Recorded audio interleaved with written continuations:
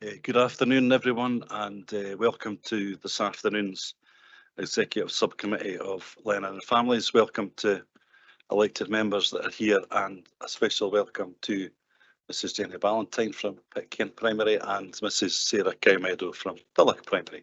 Thanks very much for coming along today. We know you're busy. The first thing we're going to do is ask Kirsten, who's our clerk today, for apologies and substitutes, please. Thank you, Convener. We have an apology from Bailey Ahern with Councillor Duff substituting. I think we have Councillor Carr joining us online. Can I just check that he's in the meeting, please? Yes, I'm in the meeting. Okay, thank you. All other members are present in the Chambers, Convener. Thanks very much, Kirsten, and welcome Councillor Duff today as well. Any declarations of interest from members? All good. Can we approve the minute of our last meeting, 1st of September? Thank you very much. And we will now move on to the substantive paper of the day, which will be introduced by our strategic lead, David McCluskey. Thank you. Thank you, Convener. Since the last Executive Subcommittee, there have been 2 HMIE inspections at Pitcairn Primary School and Thurlock Primary School and Nursery. And we're joined today by Quality Improvement Manager Eve Moran, who's going to introduce both those reports, and we'll hear from the head teachers of both of those schools.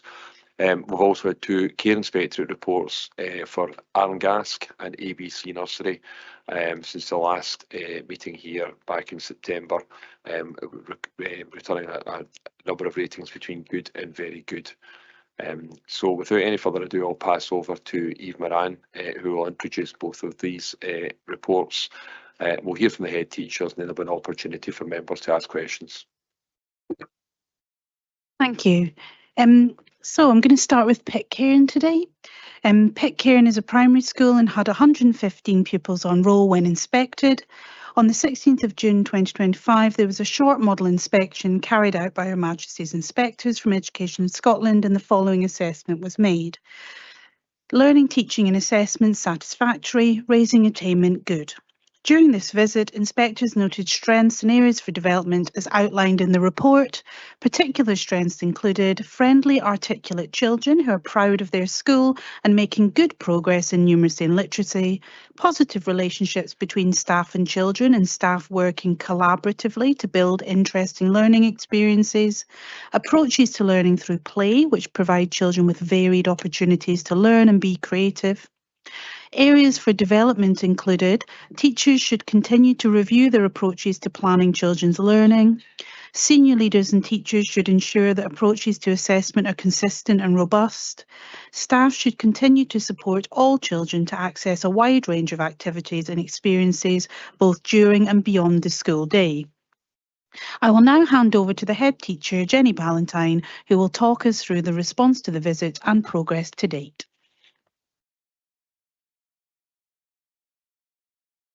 Thank you. So thank you, Eve. I'll now outline the key areas for development and our planned actions before providing a summary of key strengths and areas identified as good practice. So in terms of the first action point, approaches to planning, we continue to embed our newly developed whole school planning system, which incorporates local authority, literacy and numeracy progression frameworks. And this year's quality improvement plan reflects our next step to ensure appropriate planned progression of learning year on year, as well as the incorporation of local authority frameworks across all curricular areas. Activities so far are evidencing that teachers have an increased focus on planning progressive learning for all children. Class level planning meetings have been adapted to support more focused and meaningful discussions between teachers and myself about their curricular planning, and this is ensuring a consistently high focus on planning learning that reflects the full curricular entitlement for our children. We continue to develop our consistent approach of planning learner experiences and have developed our own learner experience toolkit, which is our agreed policy identifying what makes a high quality lesson. This aligns to the PKC learning, teaching and assessment framework. With local authority support, we continue to take action to embed this policy consistently across all classes. Learning observations provide evidence that there is a more structured and consistent approach to learning experiences across the school. Pupil target setting has been refreshed and aligned to a focus on literacy, numeracy and health and well-being. And this is now rolling out in all classes and has built in individualised check-ins with teachers, which is supporting children to understand the progress that they're making and their next steps for learning. We also plan to review our pupil profiling processes to better support pupil reflection and sharing of learning and achievements.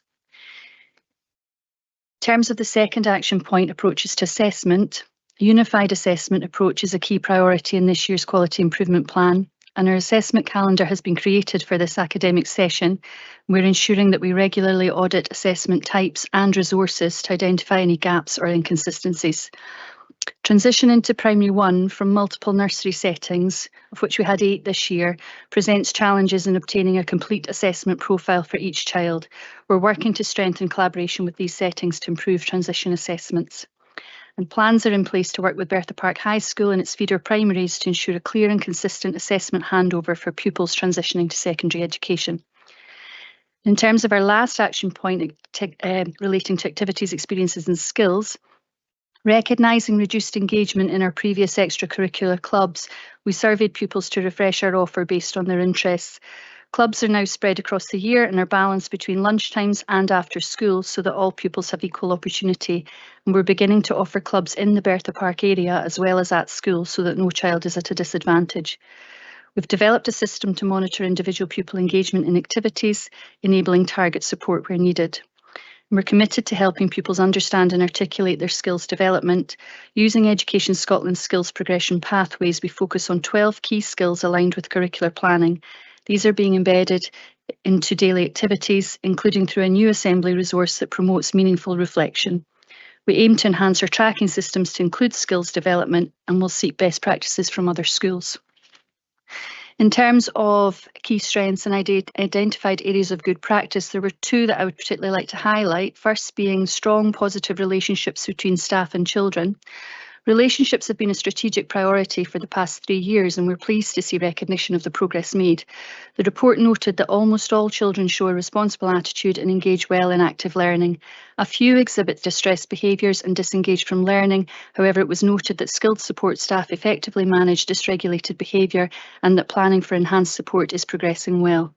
43% of children have identified additional support needs and most make appropriate progress.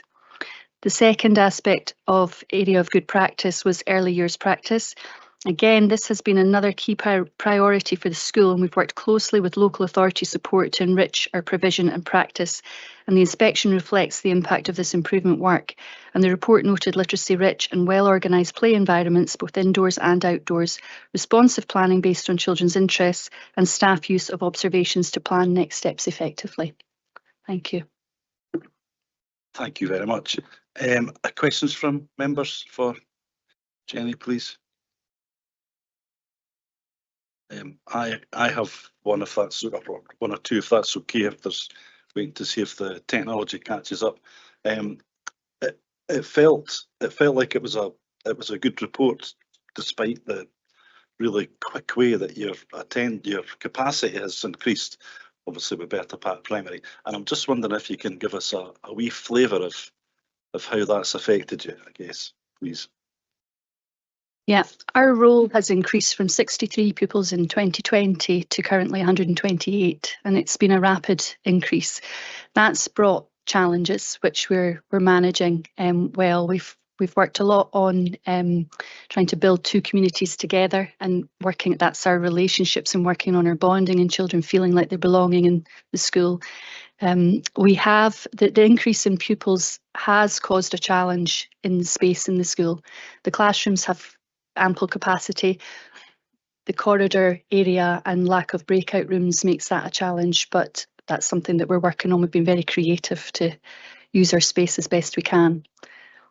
That's great, thanks very much. It was, clear from a visit and a very nice tour. Thank you very much. That you are making best use of all the space. But I'm just aware that to have an inspection report on the back of this really quick increase in capacity can't have been easy. So, and it does feel, without being glib, it does feel like you've managed that pretty well. But I was just keen for the committee to hear that. So. Thank you very much. Councillor Cuthbert. Thank you, convener. I find these reports difficult to interpret because they kind of use a secret language. I was just wondering if you could outline just the first bullet point on the areas for improvement. What does it actually mean in terms of where it says that teachers should continue to review their approaches to planning children's learning and so on? I'm just wondering, what does that actually mean in your specific case? Is it to do with the mechanics of it? Is it to do with the sort of the administration, or is it something else? In our school, we've recognised that not all teachers were planning in the same way, and we've worked really hard over the last couple of years to make that consistent, so a consistent system, recognising that we needed to be better at ensuring a child going from primary 1 to primary 2 to primary 3 that was progressive planning rather than perhaps wasting a bit of time repeating things. So that's what we've been working on, and we're continuing to do that. We have a new system in place. It just needs a few years to go through and embed and fine tune, and we need to make sure that that's consistent across the school. So that's what that reference is. I can come back on that. Just does the authority actually present an optimum mechanism for doing the planning and so on, just so that I know whether it's each teacher has their own thing to do or whether the council authority actually gives you a standard practice, if you like, recommended one? I can take this one. So there is actually just coming through at the moment some updated planning guidance for schools that one of the QIOs has been leading on to give sort of a guidance to our schools on more consistent approaches to planning. So that's something that is out at the moment for consultation and is going through as part of the learning and teaching and assessment framework. So, and that's something in terms of feedback from schools that has been something that they would like us to offer a little bit more detailed guidance on for that reason. I'd also add that in terms of support at Pitcairn, there has been learning, teaching, assessment support going on from the local authority, from one of our education officers supporting around planning and helping to have a look at that. So. Thank you, Councillor Cuthbert. Councillor Duff, please. Thanks, convener. In the report, it talks about the need to support senior leaders and teachers to track more effectively children's progress in learning and support. And I just wondered, what are the issues that is making it difficult to track a child's progress at this point in time? Thanks.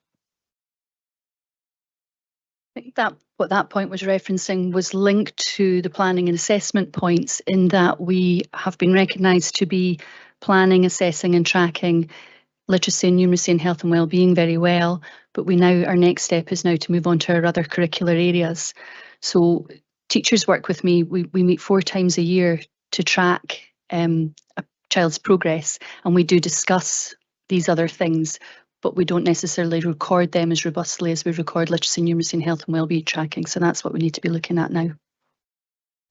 Thank you. Councillor Shires, please. Thank you. Councillor Duff kind of stole a bit of my question, so I'm reframing it. So obviously, when you read through the report, there's a lot of really positive stuff, a lot of things to be built on. And it's possibly a question for Eve, is about the moving from satisfactory up to the next level and beyond, and just how confident we are that we've put in place everything we can to give that support to move on, but highlighting all the positives as well. Oh, indeed, thanks, Councillor Shires. Eve.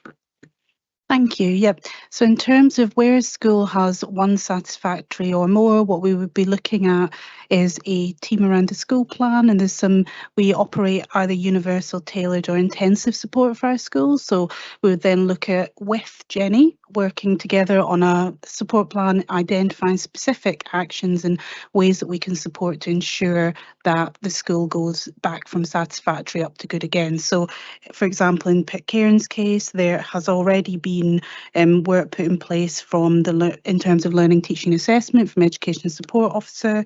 There has been work from the early years team, a little bit of work there. There's been some educational psychology input, and that is continuing this year in terms of some of those key actions. And that's something that the Quality Improvement Officer will also follow up with regular meetings, again, and having a look at the action plan and looking at progress against that. So yeah, we follow that through, and internally we have in our quality improvement team meetings, that's something that we look at and discuss as well. So I'll also be kept abreast of that. For me, and would there be time scales put against, the kind of progress? Yes, so it would be the action plans would have clear objectives, measures, and timescales in terms of what we're looking at for each action. David, please. Yeah, and I think it's interesting, isn't it? Because obviously we've got a consultation at the moment round about the inspection process, and it's that thing really about these events being events at a moment in time. And we've heard in the chamber about some of the specifics round about Pitcairn and the challenges that Jerry and her team have been meeting.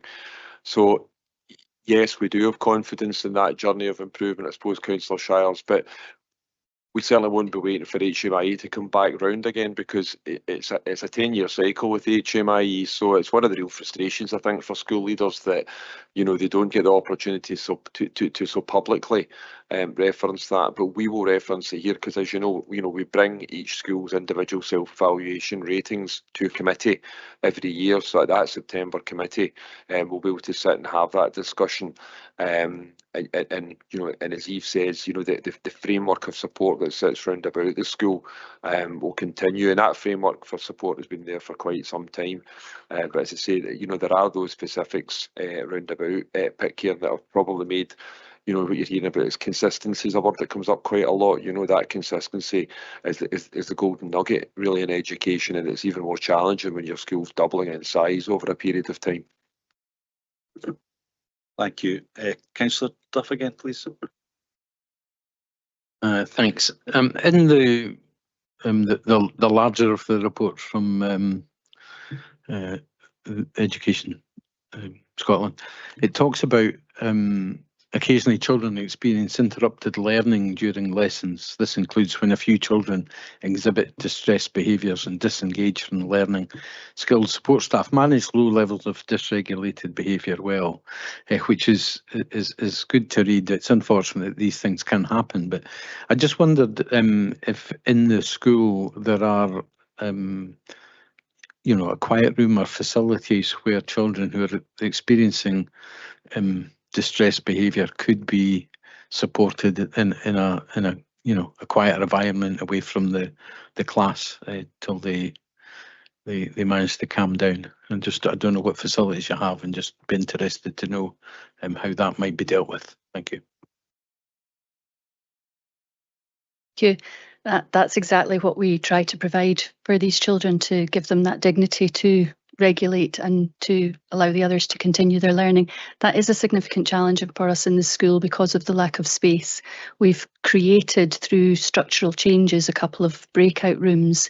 They are small, and if they are being used by one child, it's not appropriate for another child to access that. So we do have to be creative in using other spaces, but we do try to be as creative as we can, and we use our outdoors area as well.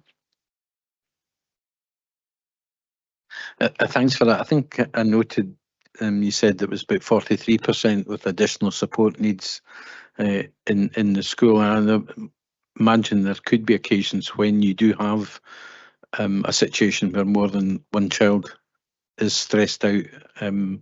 Does that happen on a regular basis? Are your facilities stretched even though they are small? With the work that we've been doing on self-regulation and training for the staff, and understanding our scripting, our de-escalation strategies, and the use of educational psychology, that's reduced significantly. There are still occasions when that happens. There are occasions when it is a stretch, but it's definitely reducing with the work that we're doing and the positive impact we're making. Thank you very much. Any further comment for Jenny? I'm just going to say again, thank you very much for coming in. We always say that at this committee, and I always say exactly what I'm going to say, but if you could take our thanks back to to yourself and your staff, please. That would be really appreciated. I think that is very important. A couple of things that I noted from my visit to the inspection report. It was really nice to see it busy, actually. There were quite a lot of parents. It was a really positive meeting, but actually there was quite a lot of staff there as well. And I don't know why I think that's important, but somehow it does feel like that's really nice. So that was fine. And I think Councillor Duff's questions do kind of allude to the professionalism of your staff, and not least your support staff as well. So it is really important that you take our thanks and regards back to the staff, please. Thank you. Thank you. I will do. I think they'll really appreciate that. So thank you. No, not at all. Thank you very much.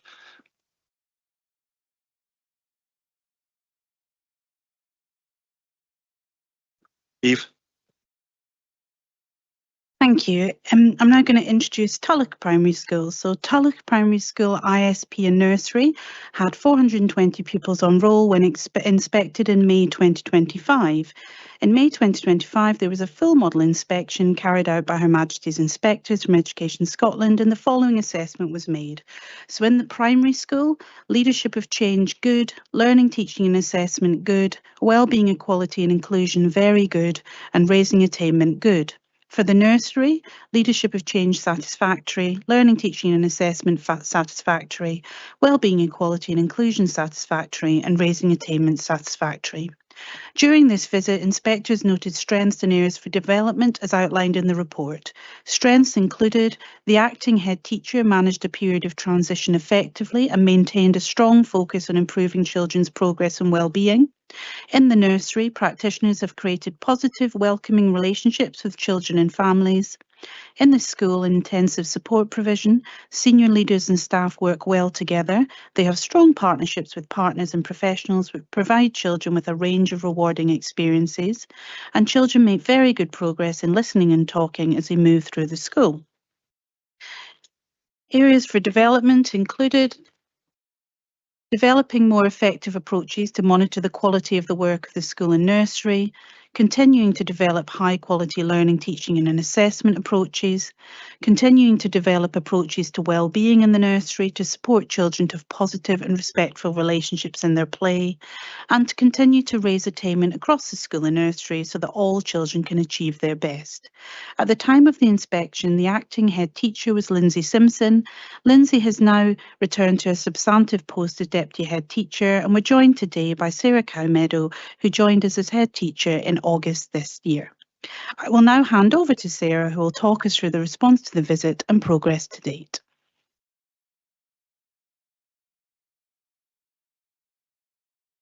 Thank you, Eve.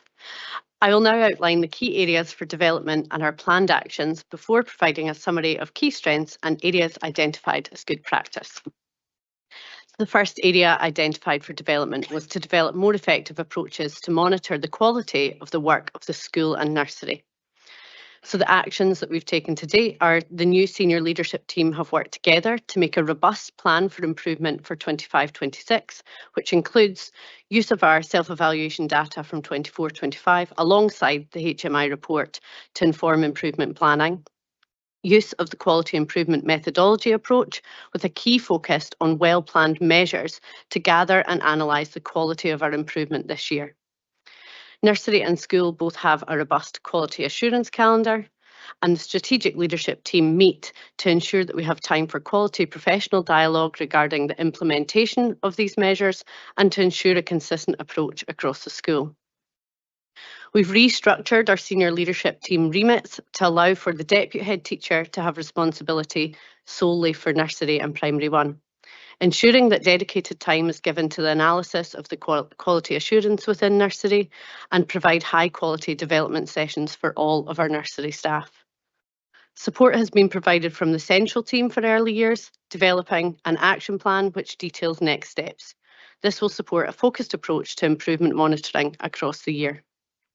Finally, developing our approach to the structure of our self-evaluation calendar to ensure that data is gathered in a timely manner and throughout the year from all of our stakeholders, pupils, parents and staff.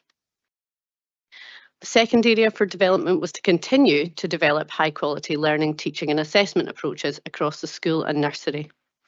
At Tulloch Primary, we've continued to ensure we offer well-planned professional learning throughout the year. Our collegiate activity has been focused to plan this year on moderation of learning, teaching and assessment approaches, the development of our assessment calendar and framework for staff, and professional learning with a key focus on engagement, pace and challenge in learning, solely using the Perth and Kinross Teaching and Learning Toolkit alongside professional reading and research. We will also look more closely and develop our use of assessment in literacy and numeracy, and this will focus on use of baseline assessment to inform planning and developing pupil pathway assessment grids to increase learner participation and their ability to lead their learning and plan for next steps. In our nursery class, collegiate activity will focus directly on high quality observations to inform responsive and intentional planning for all learners, robust planning for experiences, spaces and interventions, and finally, high quality adult interactions. Our third area was to develop approaches to wellbeing in the nursery to support children to have positive and respectful relationships in their play. We've been working alongside our central team, as discussed, for the early years to develop our action plan for the nursery class and team. This includes a key focus on self-regulation training to develop our approach to managing behaviour and relationships in the nursery. The self-regulation course will develop awareness of participants' own self-regulation, increase their knowledge and understanding of language-based strategies to support and scaffold learners developing self-regulation skills, and finally support planning for environmental and language-based change to support self-regulation for our young children. Staff have already engaged positively with the professional learning and have implemented the use of sound bites to support scripted language for dysregulation. Finally, the final area for development was to continue to raise attainment across the school and nursery so that all children can achieve their best. A key area of focus for this area has been to ensure there is a robust tracking processes in place across the primary school. We developed our tracking system to ensure that we have data on a page for each class, which provides staff with a clear overview, including the attainment of groups and individuals, attendance and additional support needs. Using this information during tracking meetings at 4 points in the year will allow staff to have a clear understanding of the need, agree actions and review progress.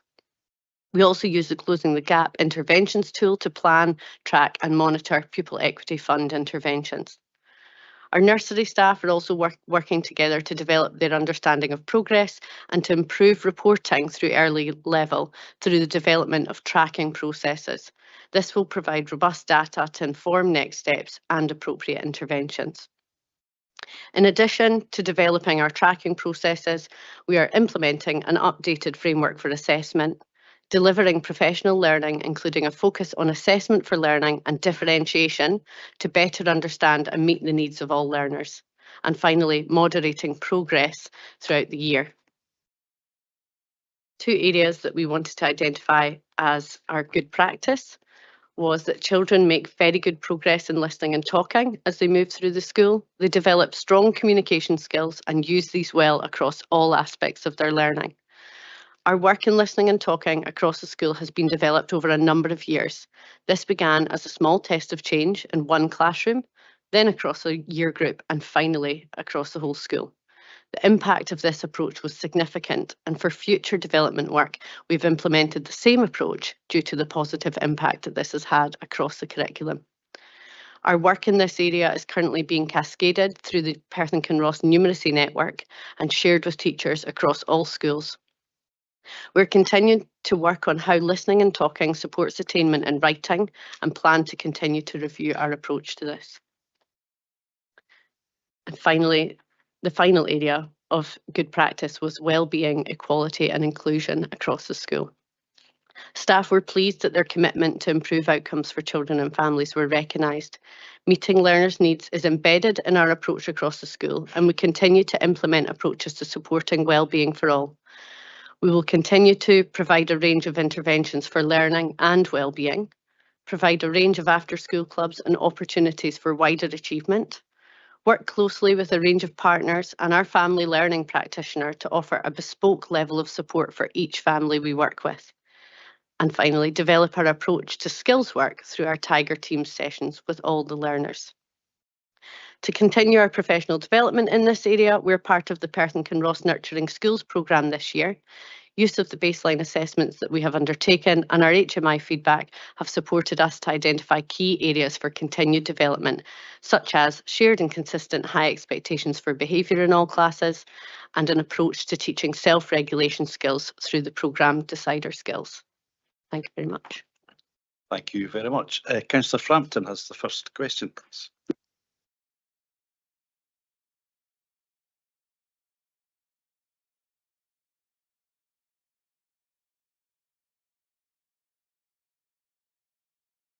There it is, it's working now. Sarah, I'd like to say congratulations on a positive inspection report.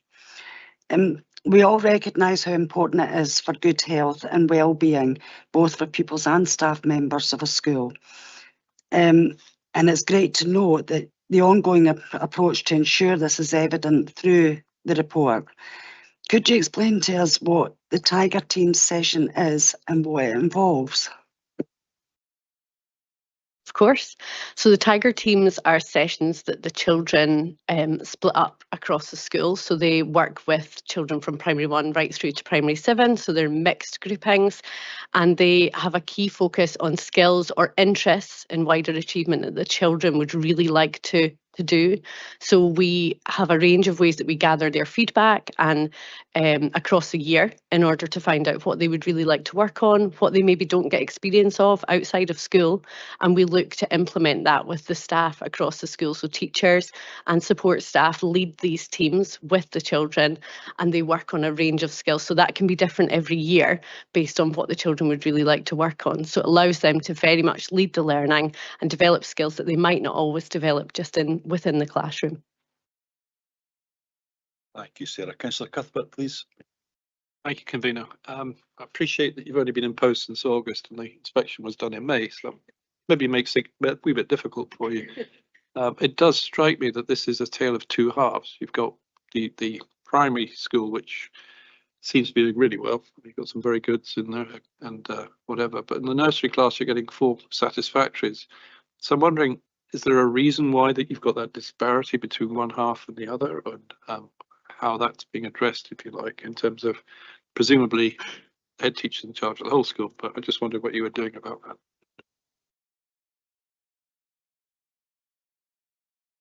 I think from my point of view, I'll certainly be able to talk about how we're addressing that and what that looks like now. So like I said in my report, we have restructured the senior leadership team to allow for, I suppose, a senior manager to have a greater focus on nursery, so providing more of their time to nursery.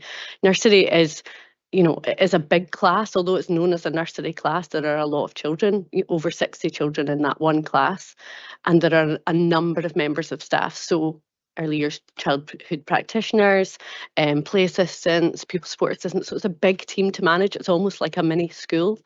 So a lot of the work that we're doing this year is very much focused on how we bring that all together, try and work out time that we can meet with these staff because they're not always there after 3 o'clock, and how we can really look at professional learning for all of the staff in that team and make sure it's really consistent. So the deputy head teacher is overseeing all of that, and she will manage the quality assurance side of that, so going in and observing, giving direct feedback to all of the staff within the nursery, and the central team are supporting with that as well. So they have provided a number of collegiate sessions for us where they come and lead sessions on things like tracking attainment for our youngest children, what high quality observations can look like. And I think just making sure that we bring that together for all of the staff so that there's a really shared understanding of what that needs to look like is very important going forward. David, I think you're going to speak first and then maybe Eve. Yeah, thank you. I was just going to add to that. I mean, you've identified that sometimes it can happen, as we see here, that your early years receives different gradings than the primary school. I think what was recognised here, and in terms of in the centre, we have a big early years team, and the early years team has been out to support Lindsay and the leadership team in terms of looking at ensuring that early years moves back from that satisfactory into good. They're already making huge strides in that, and I think one thing that we recognised there was around the leadership, and that Sarah and the team have recognised the importance of really strong leadership in your early years. In terms of, quite interestingly, we've been working with the Care Inspectorate to deliver some professional learning for head teachers around the leadership of early years. And that's been really, really well received. We had a huge number of people attend, some really strong training around that, because, with the best will in the world, we all specialise in different areas, really important, and some of our head teachers wanted to increase their confidence in terms of that leadership of early years, because it is quite a specialist area. It has a different how good is our school we have, but we also have how good is our early years, and now there's a new framework that's joined with the Care Inspectorate. It's really important that we're really ensuring that all of our head teachers are confident in terms of that leadership. So that's what's been going on at the moment. We've had great feedback from that. So Thank you. David, please.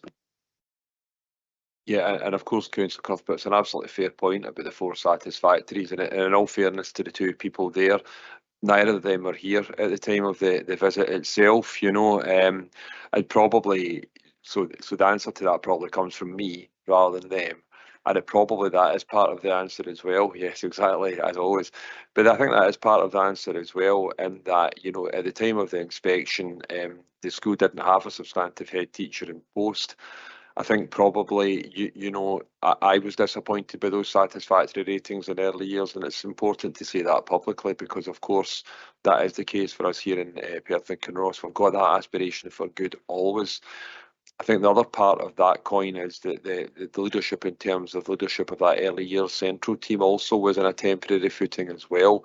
So what I can say is that, these things are a moment in time, aren't they? As I said earlier on, they are a snapshot.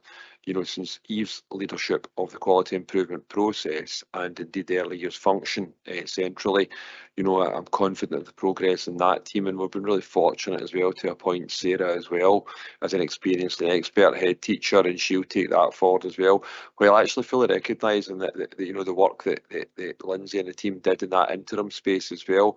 It's quite a hard gig for an acting head teacher, when you're in that bit of stasis. So once again, I suppose it's about what we bring back to Learning and Families Committee in September in terms of that journey and that improvement.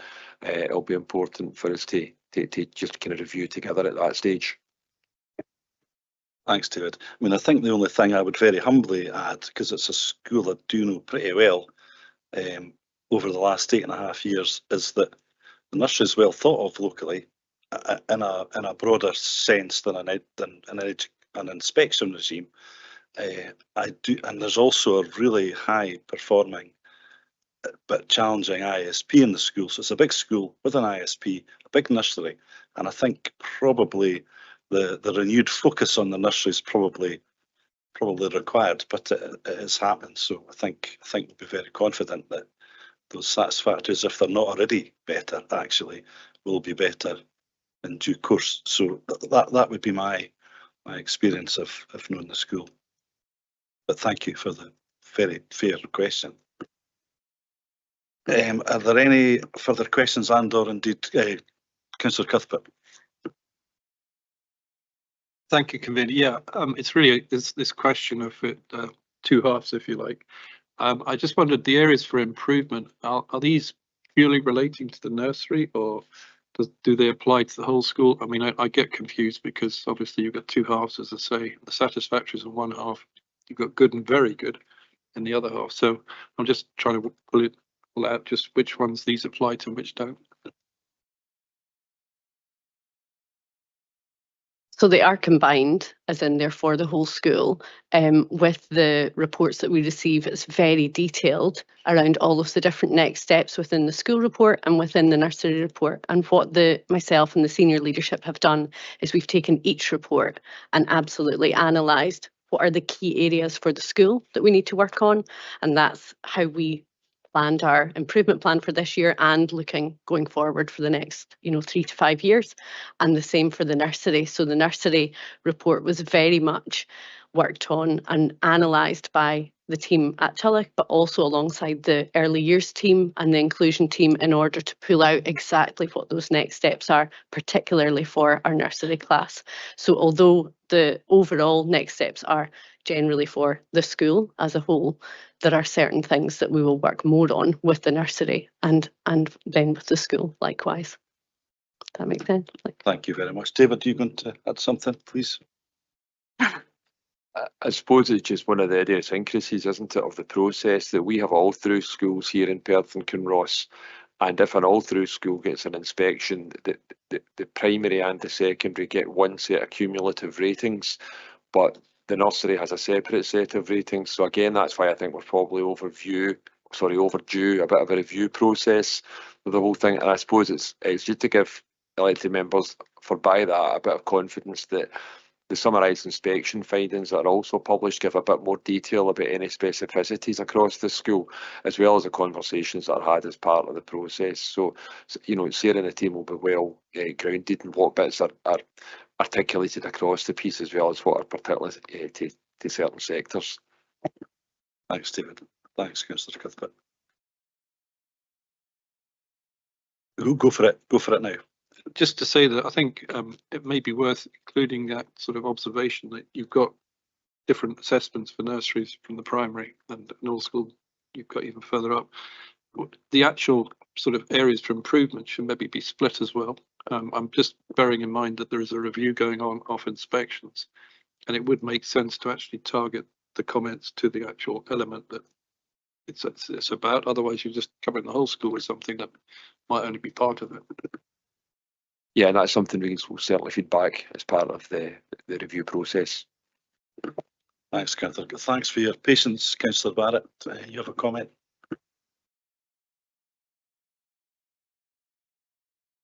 Thank you, Convener. I just wanted to congratulate Sarah on your appointment. The nursery was getting a rating of good back in November 2023 and down to satisfactory in May 25. Your plans to tackle the issues and the focus on nursery and P1 sound very encouraging, and this committee's heard before about your achievements as a leader, so we do have confidence in you, and I just wanted to wish you and the team all the very best as you continue with the good progress that Eve has flagged up to us. Thank you. Thank you, Councillor Barrett. Councillor Shires.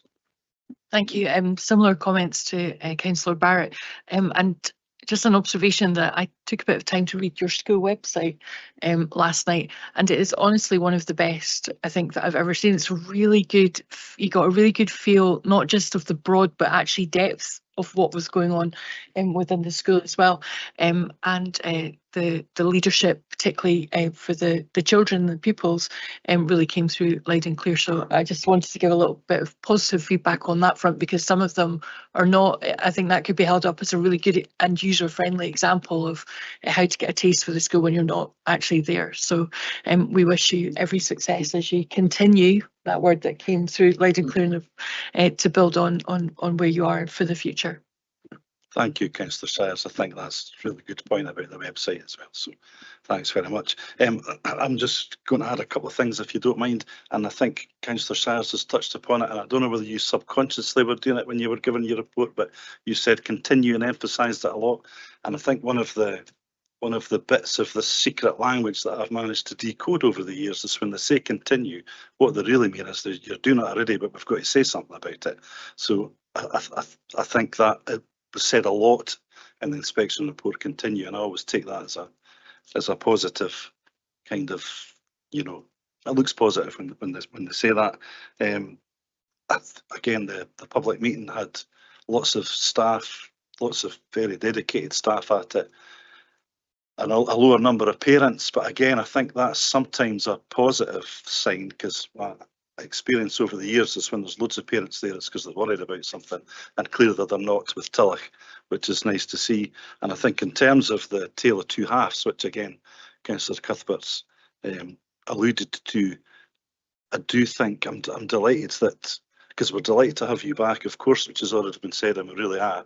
I think my first parent council meeting I ever went to, you were the deputy at Tilloch, so there's a little bit of karma there as well. But equally, we're delighted that the acting deputy head at the time of the inspection, who didn't ever feel like an acting head, actually, she felt like she was a proper head teacher, but I'm delighted that she's going to be involved in taking forward the improvements in the nursery. I think that's along with yourself and your team, I think that's a really positive thing. So as I always say, if you could take our thanks back to your senior leadership team and all of the staff, that would be really appreciated. Thank you. Thank you very much. I am very excited to be back working at Tilloch, and the team are phenomenal, and I will definitely take back your thanks because they work very hard, and yeah, we will continue to strive towards excellence. Perfect. Thank you very much.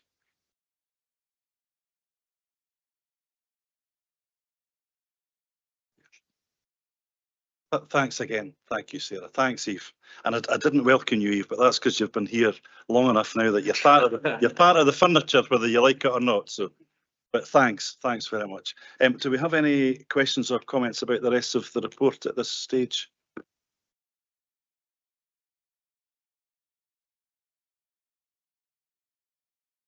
Or can indeed we agree with the report? Yes. Yes, absolutely. Go for it, Councillor Barrett, please. No, it was just a comment on Appendix 4. Congratulations to Aaron Gask on getting their very good, about 3 very goods and a good, but particularly pleased to see the improvement at ABC Nursery.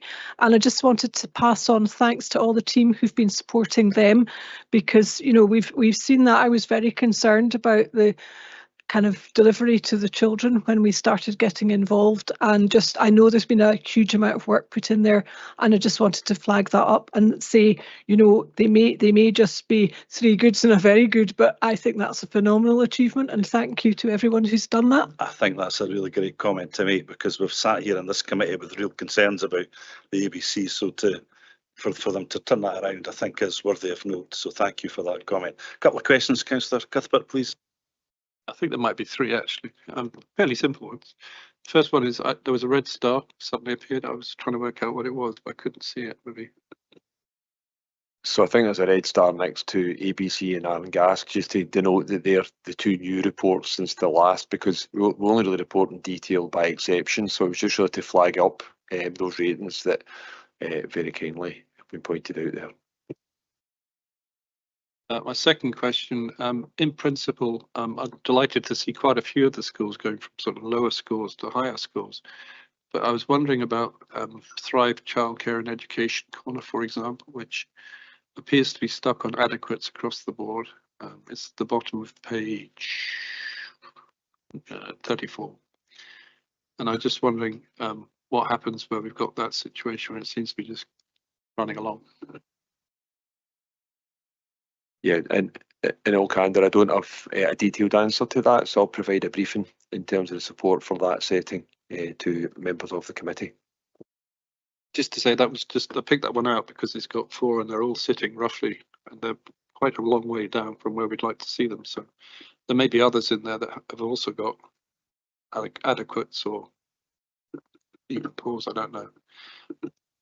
My next question, the final one, as I see it, the Achilles heel in terms of the inspection reports we get is the secondary inspections. I do think that this committee or Learning and Families should be doing some focusing on those, because the overall scores, when you look at the actual how we compare to our peer group and how we compare to Scotland as a whole, we seem to have a lot of satisfactories when we should be good or better everywhere. So I'm just wondering whether we can have some sort of focus on that in the future committee. David? Sorry, that was a hospital pass, wasn't it? No, not at all. And I suppose, you know, it is the kind of historic nature of these things, and the selection by Education Scotland, I assume will be HMIE or the schools that they go to. I think one of the things that I'm really pleased by is that over the last year we've managed to improve, I think, 11 of our 44 indicators in terms of the core quality indicators across the piece, and it shows a genuine improvement in standards, I think, in our secondary sector. We've spent a long time working with colleagues in secondary schools about a real shared understanding of what satisfactory, good and very good look like. We're there now and we're actually creating improvement. So I welcome the next round of inspections that come in front of us to help to validate that improvement. I think that's the first thing to if you like, put my neck out and say right here, right now. The second thing to say is that, in the same vein, there's nothing hidden from Learning and Families Committee or indeed the Executive Subcommittee, and we're happy to cooperate in terms of whatever the committee decides is the best way ahead and best use of their time. But it is in a context of improving standards in terms of HMIE core QI outcomes, and that will continue over the years to come, and I've got confidence that will be the case. Thank you. Go for it, Dave. Yeah, it's just to say that I think it'd be useful if we could have a report or a discussion at some point through committee. I mean, the whole purpose of this is to make sure the kids are getting the best education and the best experience. I think it's great that we're seeing those improvements, but I think it'd be useful if we could actually hear what they are and how it's working, so that I've got confidence and my fellow members have got confidence that we're actually seeing things improve for the children. Because if you've got satisfactory, I mean, that's really room for improvement rather than reasonable standard. Yeah, absolutely, and I think with ongoing conversations in whatever shape or form, I think will be welcome. I think as a convener team, we recognise that there's lots of work to be done here, though, which again sounds good, but it's not meant to be. I think we do recognise that there is a difference in terms of the tables between a nursery, a primary, and a secondary school, and I think we recognise that, and there'll be lots of water to go under the bridge. Thank you. If there are no more comments or questions, then thank you everyone for today, and we're done. Thank you.